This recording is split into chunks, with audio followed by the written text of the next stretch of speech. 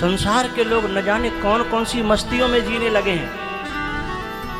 अब क्या कहते हैं, अरे अपनी भी तो कोई लाइफ है, हैं? अपनी पर्सनल लाइफ जीना चाहते हैं हम, जिसमें न माँ का कोई स्थान है न पिता का स्थान है, न जिसमें किसी बड़े बूढ़े बुजुर्गों का स्थान है। ऐसी लाइफ को कहते हैं माई पर्सनल लाइफ है, जिसमें माँ को ठोकर मार दी जाए, बाप को ठोकर मार दी जाए, भाई बंधुओं से कोई लेना देना नहीं है, चाहे जो कुछ खाएं, चाहे जो कुछ पिए, चाहे नंगे डोले हैं, चाहे कुछ बकें। ऐसे जीवन को, पशुवत जीवन को कहते हैं। अरे माई पर्सनल लाइफ है, मैं कुछ भी करूं। ऐसा जिनका जीवन हो गया है, वहां शांति कभी आ भी नहीं सकती है?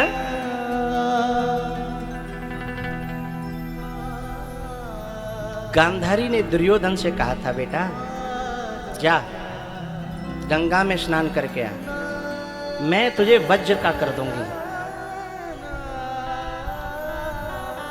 फिर तुझे कोई जीत नहीं पाएगा। लेकिन सुन, ऐसे आना जैसे तूने जन्म लिया था मेरी कोख से।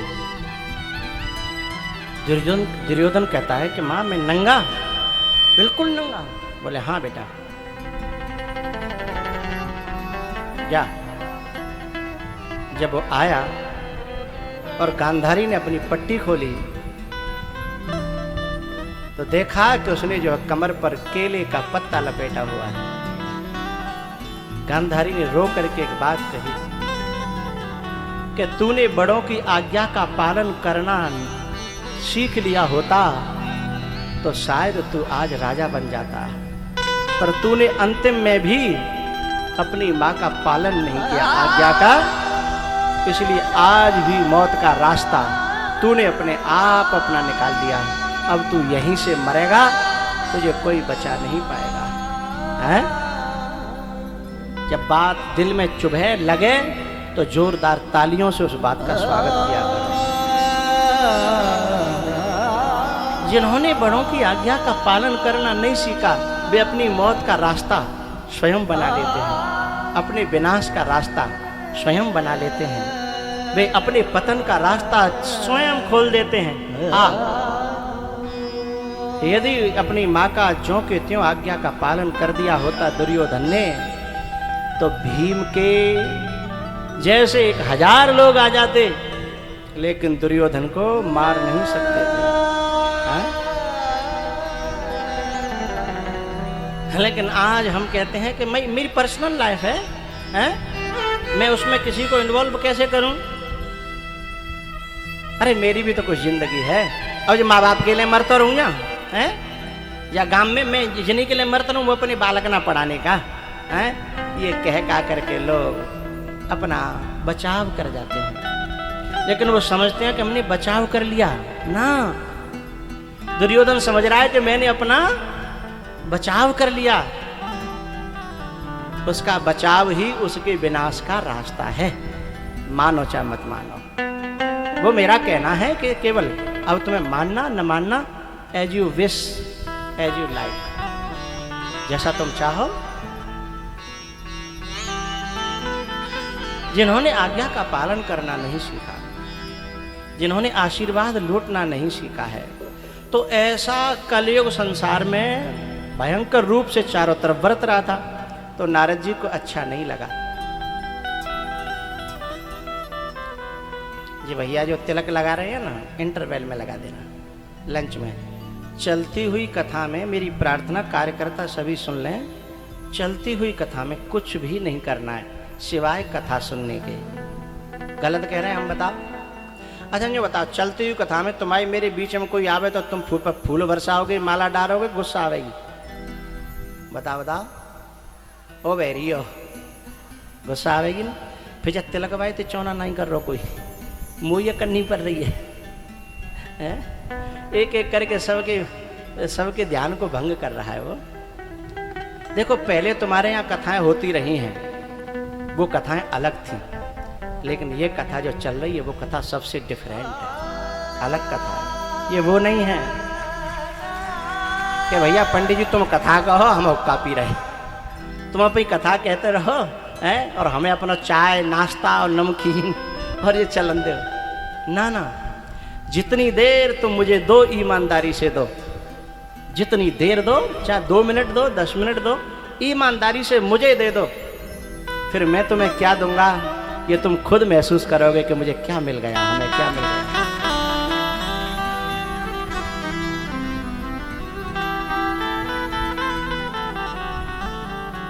नारद जी महाराज पृथ्वी लोक से जब जाने लगे तो उन्होंने सोचा कि चलते चलते चलो वृंदावन के दर्शन तो कर लें। दुनिया में तो घूम आए, लेकिन चलते चलते सोचा कि चलो वृंदावन हो चलें। अब वृंदावन में जब नारद जी गए तो यमुना के किनारे उन्होंने एक चीज देखी। क्या? तत्राश्चर्यं मया दृष्टं श्रूयता तन्मुनीश्वरः एका तु तरुणी तत्र निखन्ना खिन्नमानसा।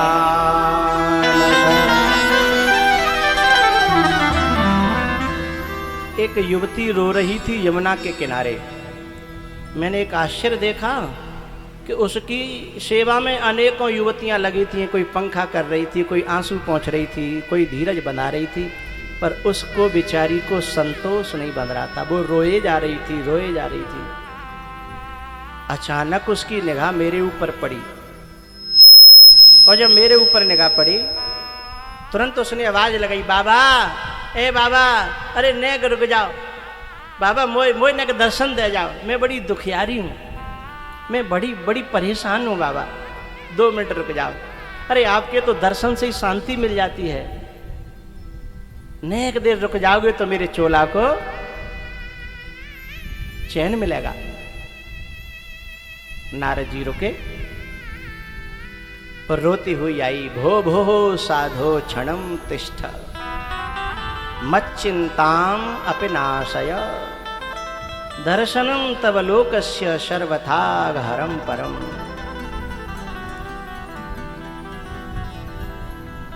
एक बात बताऊं, विकार और पाप अलग अलग नहीं है। विकार ही पाप है और पाप ही विकार है, अलग अलग नहीं है। कुंडल और सोना अलग अलग नहीं है। सोना ही कान का कुंडल है और वो कुंडल ही बोलो सोना है।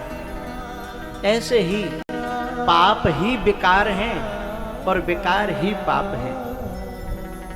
तो हमारे विकार कहो, हमारे पाप कहो, हमें अशांति देते हैं, हमें बेचैनी देते हैं, हमें घबराहट देते हैं, हमारे तन और मन में रोग लग जाते हैं।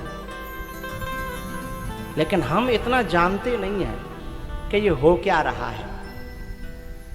हमारे तन और मन में लगे हुए रोग ही पाप हैं, और जब तक वे रहते हैं तब तक शांति नहीं मिलती। लेकिन साधु के दर्शन से क्या होता है? आप लोग सब किसान हैं और हम लोग क्या करते हैं? किसान लोग खेत में जब पंछियों को भगाना होता है तो एक धमाका रखते हैं, उसमें गंधक पटास और क्या वो मिला करके धमाके में और खेत की मेड़ पर एक मार देते हैं तो धमाका होता है, तो सब पंछी उड़ जाते हैं। लेकिन उड़ जाते हैं, मरते हैं क्या? ना ना ना, उड़ जाते हैं। और तुम मेड़ पे बैठे बैठे देख रहे हो। अच्छा, देख पंछी रहे कि जी भाई गए होना है धमाके वाह, बिन की निगाह तुम पे और तुम्हारी निगाह बिन पे। लेकिन वे उतने मजबूत और बेशर्म होता है, धीमे धीमे धीमे धीमे धीमे माने देखी कि जाकी निगाह बची, सोई कोने में आके मेड़ के सहारे थे हैं, और सोई गेहूं निकारे वो चालू कर दो। चूंकि एक आध दो कूदे तब तक तो तुम्हें निगाह ही नहीं पड़ी, लेकिन जब एकदम जो दो कूदे तो बिन मालूम पड़ गई कि अब दो खाए रही हैं, तो जाको मतलब जाकी निगाह सो एकदम पूरा टेना को टेना पेड़ पे थे चले आयो। तुमने भरे के तैयार धर रहा क्यों का धमाको है। और जैसे ही कारो खेत तो देखे पंछी थे तो उठाएगा तो फिर एक मार दो तो फड़ फड़ फड़ फड़ फड़ फड़ फड़ फड़ फिर उड़ गए हैं। कछु दिना तक ऐसे रखवाली तुमने राखी, लेकिन जैसे ही जड़ मजबूत है गई फिर रखवाली राखने की जरूरत नहीं है ना। तो शुरुआत में इन विकारों को भगाने के लिए सत्संग के धमाके में जाना पड़ेगा। यहाँ होता है धमाका, और धमाका होता है तो पाप के पंछी, विकारों के पंछी सब उड़ जाते हैं। पर सुनो, वे मरे ना। जैसे ही तुम पान डालते बाहर अपनी मोटरसाइकिल में किक मारोगे है ना, सोई जब पीपरा पे बैठ के आए बैठे हैं भाई तैयार हैं, तो जैसे ही तुम किक मारोगे सोई आया के घुस जाएंगे हैं। और फिर वही धुनामुनी संसार की है ना, फिर वही ईर्षा राग द्वेष है, जलन डाह है, बेईमानी बुराई निंदा चुगली। हाँ, जब तक यहाँ बैठे हो है तब तक खेत में कोई पंछी की ताकत नहीं है। तो यहाँ तो दे धमाको ही धमाको है दे धमाको। लेकिन वे इतना बेशर्म होते हैं। लेकिन जब बहुकाल करिय सतसंगा, जब बहुत काल तक ऐसे धमाके में बैठे रहोगे और भीतर उपजे भय भक्ति के, वैराग्य के, ज्ञान के जो अंकुर फूट रहे ना हैं, जब वे मजबूत रह जाएंगे तो फिर धमाके की जरूरत नहीं है।